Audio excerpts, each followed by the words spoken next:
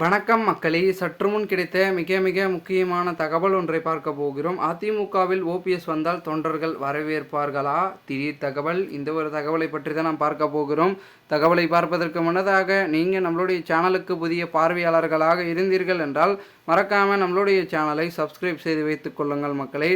தற்பொழுது அதிமுகவில் கடந்த ஆண்டு ஜூலை 11ஆம் தேதி 2023 அப்பொழுது நடைபெற்ற பொதுக்குழுவின் மூலமாக பெரும் விதத்தில் அதற்கு முன்னதாக கலவரங்கள் ஆரம்பித்து விட்டது, மோதல்கள் ஆரம்பித்தது. அதை முட்டி மோதி அதுக்கப்புறம் அந்த ஒரு பொதுக்குழு கூட்டி அதில் என்ன பண்ணாங்கன்னா, எடப்பாடி பழனிசாமி தமக்கு பொதுச் செயலாளர் பதவி வேணும் அப்படின்றதுக்காக அதுக்கான வேலைகளையும் அதுக்கான தீர்மானங்களையும் ஏற்றினார்.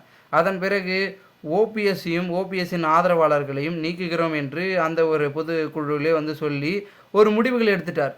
இந்த ஒரு முடிவுகளை எடுத்த பிறகு ஓ பன்னீர்செல்வத்திற்கு அதிர்ச்சி மேல் அதிர்ச்சி ஆகிவிட்டது.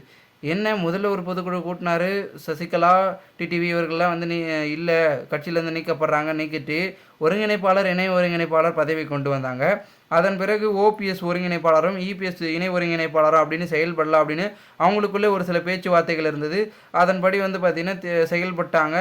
அதன் முடிந்தது. கொஞ்ச நாள் போகி தற்பொழுது ஆட்சி முடிந்ததுக்கு பிறகு தற்பொழுது பெரும் விதத்தில் பார்த்திங்கன்னா மீண்டும் பொதுக்குழு கூட்டக்கூடிய சூழல் வந்தது. கூட்டி என்ன பண்ணார்னா, எடப்பாடி இல்லை நம்ம இப்போ பொதுச் செயலர் ஆள் இல்லாத போய் பொதுச் செயலர் ஆயிடலாம், ஏன்னா சசிகலா வேறு சிறைக்கு போயிருக்காங்க, அந்த டைமுக்குள்ளே நம்ம பொதுச் செயலர் ஆயிடலாம் அப்படின்ற ஒரு முடிவில் என்ன பண்ணார்னா ஓபிஎஸ்ஸை நீக்கிட்டார்.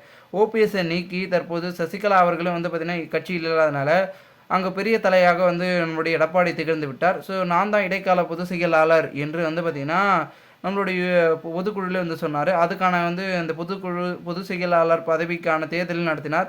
அதுவும் டக்குன்னு நடத்தி டக்குன்னு அதுக்கான முடிவுகளை வர வச்சு டக்குன்னு பொதுச் செயலாளர் எடப்பாடி பழனிசாமி, நிரந்தர பொதுச் செயலாளர் எடப்பாடி தான் அப்படின்ற கோஷங்களிடும் வகையில் எம்ஜிஆர் வேடத்திலே கூட பார்த்திங்கன்னா நான் தான் பொதுச் செயலாளர் அப்படின்னு எடப்பாடியே சொன்னார்.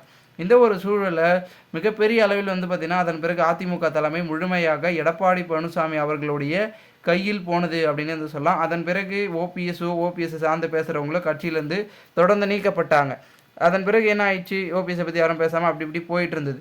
மேலும் ஓ பன்னீர்செல்வம் என்ன பண்ணார், இங்கேருந்து நீங்கள் ஒரு உறுப்பினர் மீட்பு குழு கூட்டம் என்ன ஆச்சு, தொடர்ந்து ஒரு ஊராக போய் தமக்கான ஆதரவை திரட்டி உறுப்பினர் மீட்பு குழு கூட்டம்ன்றதில் ஒரு தலைவராகவும் ஓபிஎஸ் திகழ்ந்தார். அதன் பிறகு சுயேட்சையாக ராமநாதபுரத்தில் போட்டிட்டு அங்கே தோல்வியை பெற்றார்.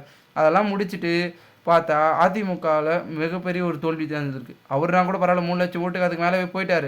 ஆனால் அதிமுக மிக மோசமான நிலைக்கு தள்ளப்பட்ட நிலைமையில் அதிமுகவை பார்த்திங்கன்னா காப்பாற்றுவதற்காக ஓபிஎஸ் களத்தில் இறங்கி அதிமுகவை பார்த்திங்கன்னா கைப்பற்றுவதை விட காப்பாற்றுவதே சிறந்தது என்ற நோக்கத்தில் முன்னெடுத்து ஓபிஎஸ் களப்பணி ஆற்றிருந்தார். அதில் ஒரு சில விஷயங்கள்லாம் பார்த்துட்டு இருந்த தொண்டர்களும் நிர்வாகிகளும் ஓபிஎஸ்க்கு ஆதரவாகவும் பேச ஆரம்பித்தாங்க. அனைவரும் ஒன்றிணைக்கலாமே, ஒன்றிணைச்சா ஆதரவு கூடும். அவர் பாருங்கள் ராமநாதபுரத்தில் நின்னார். அதிமுக வேட்பாளருக்கு அவ்வளோ வரல, ஆனால் அவருக்கு அவ்வளோ வந்திருக்கு. அப்போது அதிமுகவின் வேட்பாளர்கள் எல்லாருமே தொண்டர்கள் எல்லாருமே ஓபிஎஸ் பக்கம்தான் இருக்காங்க அப்படின்றத அதிகமாக பார்த்திங்கன்னா அதிமுகவில் தொண்டர்களும் மூத்த தலைவர்களும் பேச ஆரம்பித்தாங்க. இதையெல்லாம் கேட்ட எடப்பாடி எதுவுமே சொல்லாமல் அவர் ஒரு பக்கம் ஒரு ரூட்டில் போயிருக்காரு. ஓபிஎஸ் எங்கே விசுவாசமாக இருக்கார், அவர் யாருக்குமே விசுவாசமாக இருக்க மாட்டார். பலாபாயத்துக்கு பூஜை பண்ணால் எப்படி வெற்றி பெறுவார் அப்படி இப்படின்னு விமர்சனங்களை மட்டும் முன் வச்சுட்டு அப்படியே போயிட்டார் எடப்பாடி.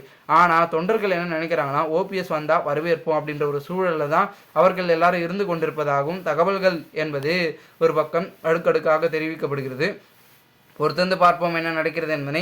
மேலும் இதுபோன்று நீங்கள் அரசியல் சார்ந்த நிகழ்வுகளாம் தினசரி தெரிந்து கொள்ள நம்மளுடைய தமிழகத்தின் அரசியல் என்னும் சேனலை சப்ஸ்கிரைப் செய்து வைத்துக் கொள்ளுங்கள் மக்களே. நாம் அடுத்தடுத்த வீடியோவில் சந்திக்கலாம். அதுவரை எங்களிடமிருந்து விடைபெறுகிறேன். நன்றி, வணக்கம் மக்களே.